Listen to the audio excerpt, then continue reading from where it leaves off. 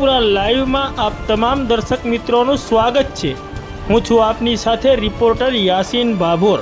આજના મહત્વના સમાચારની વાત કરીએ તો ફતેપુરા તાલુકા પ્રાથમિક શિક્ષક સંઘના પ્રમુખ તરીકે સુરેશ ઉજમા ડામોર અને મહામંત્રી તરીકે કાંતિ કોદર પારગીની વરણી કરાઈ। આ નિયુક્તિ 18 માસ માટે માન્ય રહેશે। નવનિયુક્ત પ્રમુખ અને મહામંત્રીએ રાજ્ય કક્ષાના મંત્રી રમેશ કટારા સાથે શુભેચ્છા મુલાકાત કરી પડતર પ્રશ્નો અંગે ચર્ચાઓ કરી।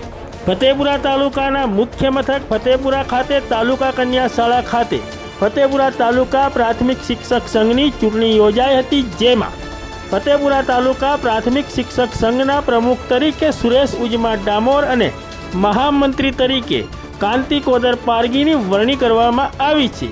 આ નિયુક્તિ 18 માસ એટલે કે 1.5 વર્ષ માટે માન્ય રહેશે।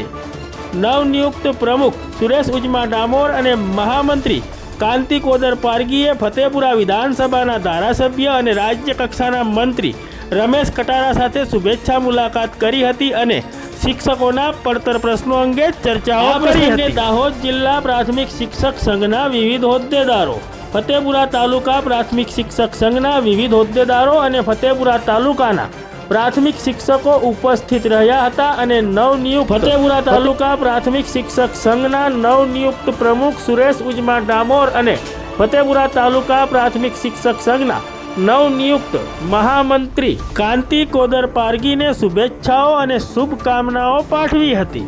ત્યારે આ પ્રસંગે નવનિયુક્ત પ્રમુખ અને મહામંત્રીએ તમામ શિક્ષકોનો અને હોદ્દેદારોનો આભાર વ્યક્ત કર્યો હતો અને જણાવ્યું હતું કે શિક્ષકોએ તેમના ઉપર વિશ્વાસ રાખીને તેઓને પ્રમુખ અને મહામંત્રી તરીકેની જવાબદારી સોંપી છે।